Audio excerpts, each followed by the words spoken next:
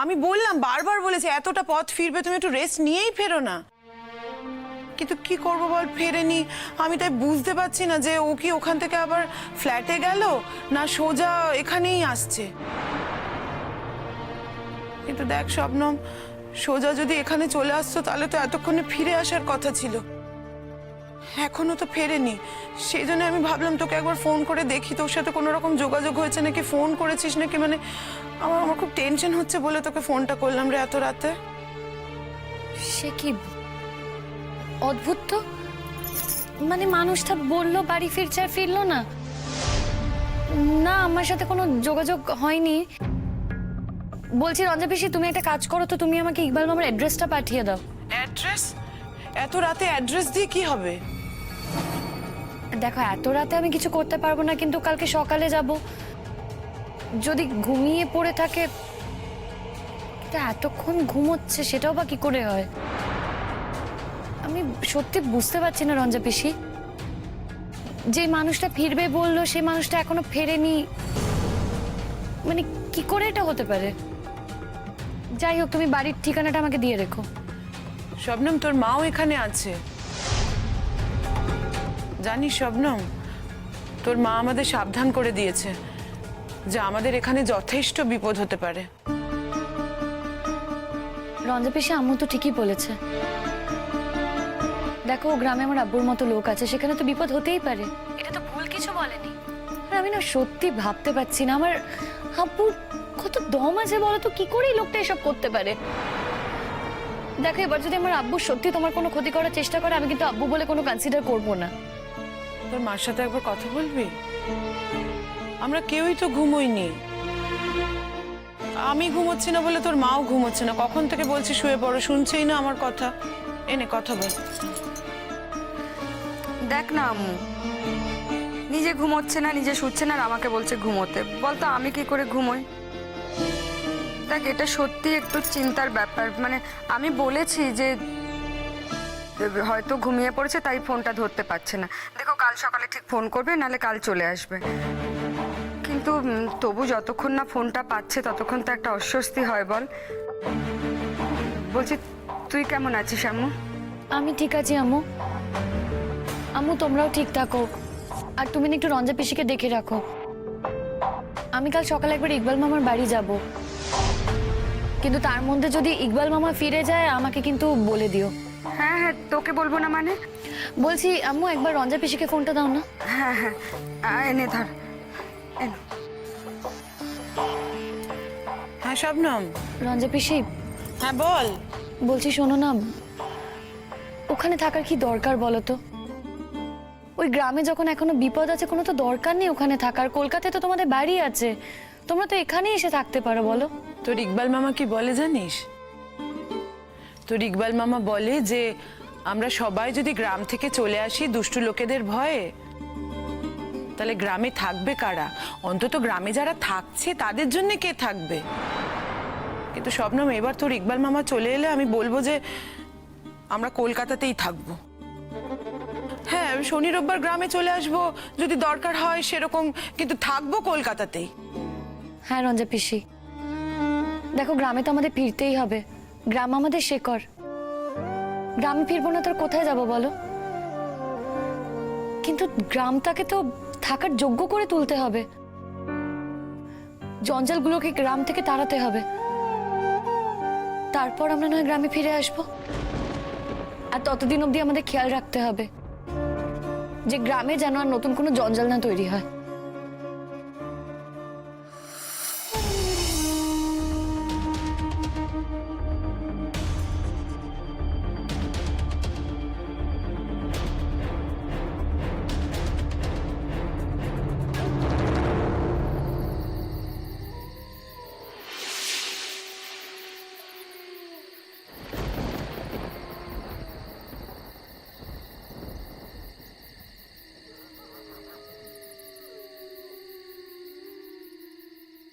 এতদিন পর আমি শান্তি পেয়েছি হুজুর, আমি খুব শান্তি পেয়েছি। আমার মেয়েকে বেপথে চালিত করেছে যে, যারা আমার সংসার ভেঙেছে তাদের একজনকে নিকাশ করতে পেরে আমি খুব শান্তি পেয়েছি, খুব শান্তি। আমার আর যাই কিছু হোক, আমি কোনো কিছুতে ভয় পাই না, কোনো কিছুতে না। অনেকদিন পর আজ আমি শান্তিতে ঘুমাবো, খুব শান্তিতে আজকে রাতটা ঘুমাবো। এখন চলো, যা হবার পরে দেখা যাবে। ইচ্ছে করে ধরা দিয়ে তো লাভ নেই। চলো এখন চলো।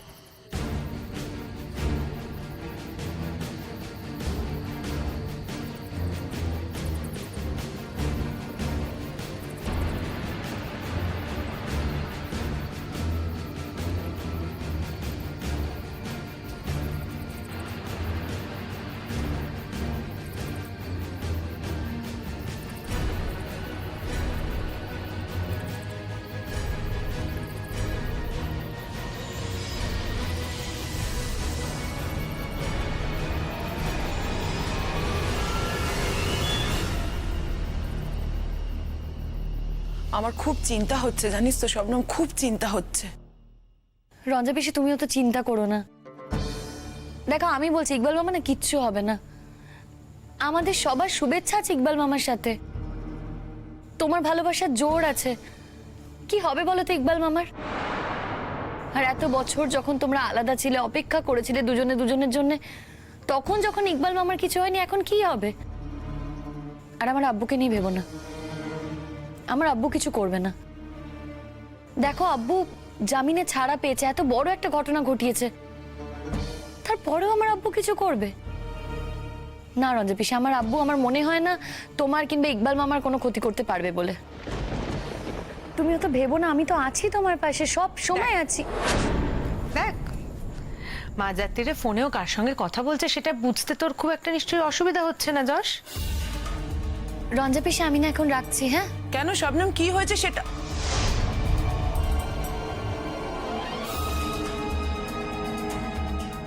শোনো শাবনাম, রঞ্জা পিসির নাম করে ফোনটা করছো, কিন্তু ফোনটা যে রঞ্জা পিসির নয় এটুকু বোঝার বুদ্ধি কিন্তু আমাদের রয়েছে।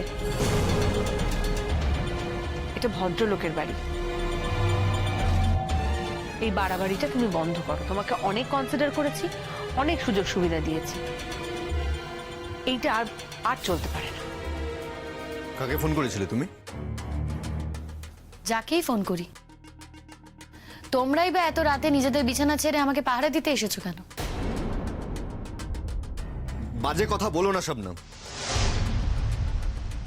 যেটা জিজ্ঞেস করছি সেটার উত্তর দাও। কাকে ফোন করেছিলে? যাকেই ফোন করি না কেন, কিংবা কেউ যদি আমাকে ফোনও করে, তাতে তোমার কি জজদা? আচ্ছা, তোমাদেরকে কে কখন ফোন করছে আমি কি সেটা জানতে চেয়েছি কখনো? আর তোমাদের বাড়ি রাখার সময় আমাকে কি এরকম শর্ত দিয়েছিলে যে আমায় কেউ কোনোদিনও প্রয়োজনে ফোন করতে পারবে না? এটা প্রয়োজনের ফোন? প্রয়োজনের ফোন এটা? রাহুলদা ফোন করেছিল, আমরা জানি না, আমরা বুঝি না কিছু। যশ, আস্তে আস্তে, ঘুমোচ্ছে সবাই। আমাদেরই বাড়িতে থাকবে, আমাদের সুযোগ সুবিধা সব নেবে, আর ওদিকে রাহুলদার সাথে সম্পর্ক রেখে যাবে তুমি। সারাদিন তো কলেজে ছিলে, সারাদিন রাহুলদার সাথে কথা বলেছো, তাও শখ মেটেনি। কমপ্লিট হয়নি তোমার? এত রাতে কিসের প্রয়োজন ওকে? কিসের প্রয়োজন? আজকে কথা বলার জায়গা পায় না। কি বলতে চাইছো তুমি? শোনো শাবনাম, প্লিজ সম্পর্ক বুঝিও না। সম্পর্ক আমাদেরও অনেকের সাথে রয়েছে, বন্ধু বান্ধবও রয়েছে, এমনিও অনেক সম্পর্ক রয়েছে, অনেক বছরের সম্পর্ক রয়েছে, কিন্তু এই বাড়াবাড়িটা না আমরা কোনো দিন করিনি। দেখো, অনেক রাত হয়েছে, তোমরা না এবার গিয়ে ঘুমিয়ে পড়ো। আমি কি করছি না সেসব দেখে তো তোমাদের কোনো কাজ নেই। রাত 3টে বাজে, আমার ঘরে দাঁড়িয়ে তোমরা কি করছো? হ্যাঁ, সেটা তো বুঝতেই পারছি। আমরা এখন ঘরে গিয়ে দুজনে ঘুমিয়ে পড়লে তো তোমার খুবই সুবিধা হয়, তাই না? আবার ফোন করবে না ওই লোকটা? আবার ফোন করবে তো? দাও ফোনটা, দাও ফোনটা, দাও আমাকে। আজকে রাতে এই ফোনটা তোমাকে আমি রাখতে দেবো না, ফোনটা দাও। আমি না তোমার স্ত্রী নই, কিংবা আমার তোমার সাথে কোনো রক্তেরও সম্পর্ক নেই। না আমি তোমার বউ, না আমি তোমার বোন। তাহলে তোমার আমার উপর এত অধিকার বোধ কিসের? আমি না একজন অ্যাডাল্ট মেয়ে, আমায় যদি কেউ ফোন করে আর তার জন্য তোমরা আমাকে অ্যাকিউজ করতে পারো না, কোনোভাবেই না। কিসের এত অধিকার বোধ তোমার? কোন অধিকার বোধে তুমি আমার ফোন চাইছো বলো, কোন অধিকার বোধে? আচ্ছা তোমার তো স্ত্রী আছে, তোমার পরিবার আছে, সবকিছু আছে, তারপরেও একটা বাইরের মেয়ের ওপর, একটা আশ্রিতার ওপর তোমার কিসের এত নজরদারি? আমাকে প্লিজ একটু বুঝিয়ে বলবে? আমি না সত্যি বুঝতে চাইছি জজদা, আর আজ এই কথাটা তোমাকে কিন্তু তোমার বউয়ের সামনে বুঝিয়ে বলতে হবে। শোনো, এটা তো ভদ্রলোকের বাড়ি, ও নিজে থেকে কিন্তু এখানে আসেনি। আমি দেখেছি তুমি রাত 3টের সময় কান্নাকার সাথে ফোনে কথা বলছো, তাই জন্যই আমি ওকে ডেকে নিয়ে এসেছি। আমি ওকে ডেকে নিয়ে এসে বললাম, দেখ, যাকে আশ্রয় দিয়েছিলি, প্রথমত তার তো এত বড় বড় কথা, দ্বিতীয়ত সে রাত্রি 3টের সময় ফোনে অন্য কার সাথে প্রেম করছে। Beautiful. Are you sure? Yes, 100%। Rohini দি, আমি যদি এখন তোমার 100%-এর এই অহংকারটা ভেঙে মুচড়ে গুড়িয়ে দিই, তখন তুমি কি বলবে? এই শোনো, এত বড় বড় কথা না, প্লিজ আমাকে অন্তত বলতে এসো না এই মাঝরাতে। এত রাত্রে কে ফোন করেছিল তোমাকে, আর কে ফোন করতে পারে তোমাকে? একদম ঠিক কথা বলেছে রোহিণী। রোহিণী একদম ঠিক কথা বলেছে, ও কখনো ভুল বলে না। ও যা বলে ঠিক বলে, ওর হিসেবে কখনো ভুল হয় না। ইনফ্যাক্ট ওই এমন একটা মেয়ে যে তোমাকে প্রথম দেখেই চিনতে পেরেছিল যে তুমি কি ধরনের। আমাকে অ্যালার্ট করেছিল, সাবধান করেছিল, আমাকে আমি শুনিনি, ভুল করেছি, অনেক বড় ভুল করেছি আমি, যে তোমাদের মতন আমাদের ফাঁদে পা দিয়েছি আমি। চিনতে পারিনি আমি তোমাকে, না চিনতেই পারিনি তখন। তুমি শুধু স্বার্থপর আর সুবিধাবাদী নও, তুমি একটা নোংরা মেয়ে। যশ, আমি যতই সুবিধাবাদী, স্বার্থপর আর নোংরামি হই না কেন, কিন্তু আজ আমি তোমাকে প্রমাণ দেবো জজদা, যে আজ আমি ঠিক, রোহিণী দি ভুল। আজ কিন্তু আমি এটা প্রমাণ করবই। এই নাও, নাও চেক কর আমার ফোনটা, নাও।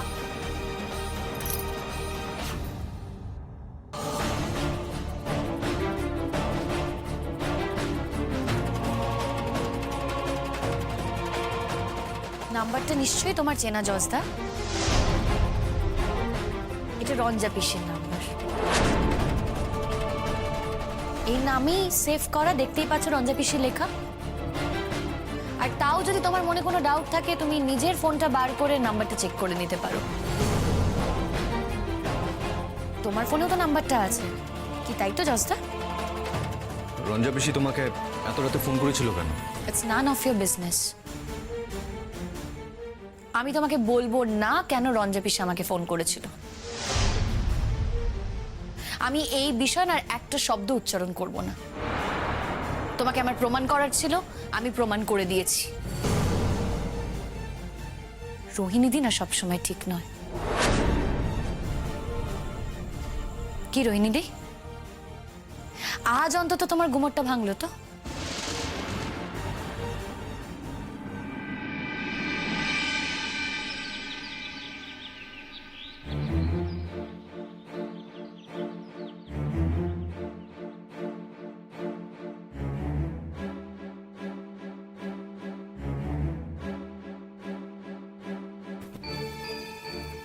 কি গো, কাল রাতে তো তুমি ভালো করে ঘুমোওনি, এত ভোরবেলা উঠে পড়েছো যে?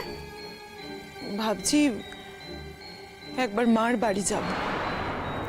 আমার মনে হয় কি জানো, কাল ইকবাল ভাই ঘুমিয়ে পড়েছিল, তাই তোমার ফোনটা ধরতে পারেনি। ঘুম ভাঙতে দাও না, দেখবে সবার আগে তোমাকেই ফোন করবে। কি জানি ভাবি, আমার মন খুব একটা ভালো বলছে না। ও তো এইভাবে ঘুমোয় না, ওর ঘুম খুব হালকা।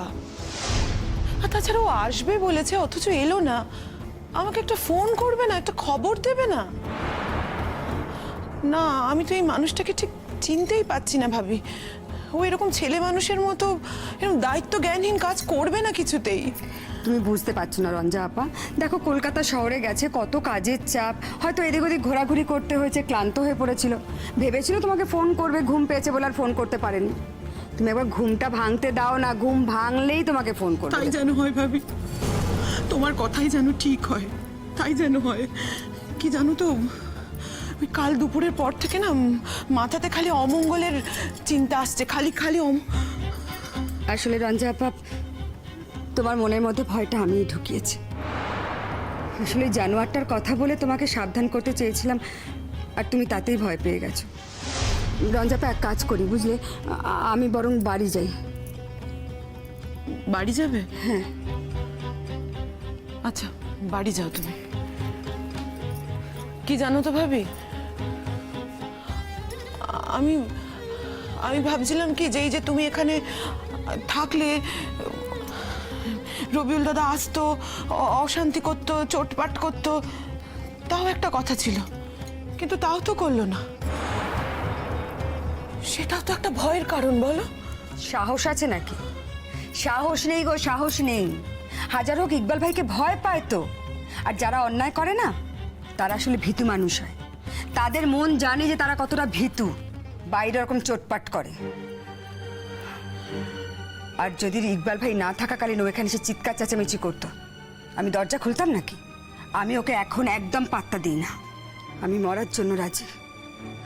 আমি জানি একদিন ওর হাতে আমার মরণ হবে, তাই বলে মরণের আগে বারবার মরতে আমি রাজি নই।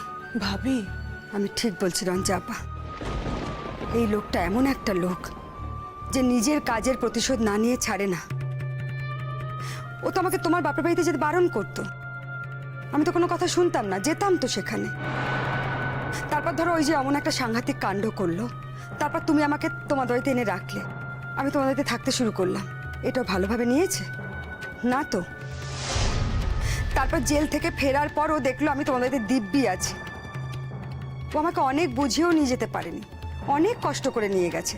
এগুলোর হিসেবেও রাখেনি? রেখেছে তো, কি মনে করো? তারপরে এই যে এখন আমি তোমার বাড়িতে আসি, এখনো তোমাকে বারণ করে, আমি কোনো কথা শুনি না। ও কিন্তু সব হিসেব রাখছে। আমি জানি ও একদিন এই সমস্ত হিসেব ও মেটাবে। ও ভেতরে ভেতরে তৈরি হচ্ছে। ভাবি, বলো না এসব কথা। ভাবি, চুপ করো, এসব কথা বলো না। এসব কথা শুনলে আমার বুকের ভেতরটা না কেঁপে ওঠে। বলো না ভাবি, এসব কথা একদম বলো না। চুপ চুপ। আমার আর কোনো কিছুতে কিছু ভয় লাগে না গো। ওই মানুষটার সঙ্গে সংসার করতে করতে আমার জীবনের দামটা নিজের কাছেই যে কখন শূন্য হয়ে গেছে তা আমি বুঝতেই পারিনি। আমার একটাই লক্ষ্য ছিল, আমার মেয়েটাই পরিবেশ থেকে বেরোক। ওই পরিবেশ থেকে বেরিয়েছে, আমি নিশ্চিন্ত। আমি জানি আমার মেয়েটা যত দুঃখ কষ্টেই থাকুক, ও ঠিক একদিন ঘুরে দাঁড়াবে, একদিন মাথা উঁচু করে বাঁচবে। আর এই সব কিছু হয়েছে তোমার জন্য। আর এখন আমার একটাই চিন্তা, তোমার আর ইকবাল ভাইয়ের সংসারটা যেন শয়তানটা নষ্ট করতে না পারে। আমার সংসারটা নষ্ট করে ওর কি লাভ হবে বলো তো? কত কষ্ট করে গড়ে তোলা এই সংসার, কত কষ্ট করে পাওয়া মানুষটাকে, এগুলো ছিন্ন ভিন্ন করে ওর কি লাভ হবে গো? কি লাভ হবে বলো? যে ক্ষতি করে সেই সব কথা ভাবে না রঞ্জা আপা। ও তো নিজেই নিজের মনের অশান্তির আগুনে জ্বলে পড়ে মরছে না। আর যে নিজে কখনো ভালো থাকে না, সে কখনো অন্যের ভালো দেখতে পারে না। আর ও যে নিজে কোনোদিন ভালো থাকবে না, সেটা ওর থেকে ভালো কেউ জানে না। কেন থাকবে? ওর মেয়ে ওকে দেখতে পারে না, আমি ওকে সহ্য করতে পারি না। ওর চারপাশে মানুষজন ওকে ভয় পায়, তাই কেউ কিছু বলতে পারে না। মানুষ হিসেবে কোনো দাম আছে বলো তো? এই যে জেল থেকে ফেরার পর আজ পর্যন্ত একটা কাজ পাইনি। আমি কত কষ্ট করে টেনে টুনে সংসারটাকে চালাচ্ছি, এতটুকু কৃতজ্ঞতা বোধ পর্যন্ত নেই। খালি 4 বেলা গিলবে আর হম্বিতম্বি করে বেড়াবে। আমার তো কোনো ছায়া দেখলেও ঘেন্না করে। খালি 4 বেলা গিলবে আর হম্বিতম্বি করে বেড়াবে। আমার তো কোনো ছায়া দেখলেও ঘেন্না করে। জানো রঞ্জা আপা, এক একদিন মনে হয় ওই জঞ্জালটাকে নিজের হাতে মেরে শেষ করে দিই। ভাবি, ভাবি এমন কাজ করো না, কখনো করো না এমন কাজ। বিশ্বাস করো, বিশ্বাস করো, ও যখন ঘুমিয়ে থাকে না, এক একদিন মনে হয় দিই একটা পোঁচ লাগিয়ে গলায়। জঞ্জালটাকে পৃথিবী থেকে সরিয়ে দিই, তা নয় কত লোককে আরো যে খুন করবে তার কোনো ঠিক নেই। কিন্তু একটা কথা জেনে রাখো, ও যদি তোমাদের কোনো ক্ষতি করতে চায়, ও যদি আমার মেয়ের কোনো ক্ষতি করতে চায়, তাহলে ওকে আমি ছেড়ে কথা বলবো না। সেদিন আমি ওকে যা করব তা আমার মনে মনেই তোলা আছে। বলো না ভাবি, বলো না, এইসব কথা বলো না, আমার আমার খুব ভয় লাগে, খুব। আমি তো বলতে চাইনি রঞ্জা আপা, কোন মেয়ে মানুষ বলো তো তার নিজের স্বামীকে খুন করতে চায়? কিন্তু যখন চায় তখন ধরে নিতে হবে কি ভয়ঙ্কর সেই পুরুষ মানুষটা, যে তার বিবি তাকে খুন করতে চাইছে। ও যদি বেঁচে থাকে না রঞ্জা আপা, ও শবনমের একদিন না একদিন ক্ষতি করবেই। শবনমের কাছে ওর হিসেব পাওনা আছে। ও যদি বেঁচে থাকে তাহলে তোমাদেরও ক্ষতি করবে, কারণ ইকবাল ভাই তোমাকে বিয়ে করেছে, তোমরা সুখে শান্তিতে সংসার করছো, এটা তো সহ্য করতে পারছে না। ও যদি বেঁচে থাকে না, ও আমারও ক্ষতি করবে, আমাকে মেরে ফেলবে, কারণ ও জানে শবনমের চলে যাওয়ার জন্য আমি দায়ী। আর ওর জীবনের কোনো কিছু আমি কোনোদিনও গোপন রাখিনি। আর তোমার চোখে জল কেন রঞ্জা আপা? ওই যে তুমি এক্ষুনি বললে না, ও আমাদের কোনো না কোনো ক্ষতি করবেই, তাই ভাবছি কি ক্ষতি করতে পারে। ও ইকবালকে পৃথিবী থেকে সরিয়ে দেবে না তো? ক্ষতি করব বললেই কি করাটা অত সহজ রঞ্জা আপা? তাই জন্যই তো আমরা সতর্ক আছি।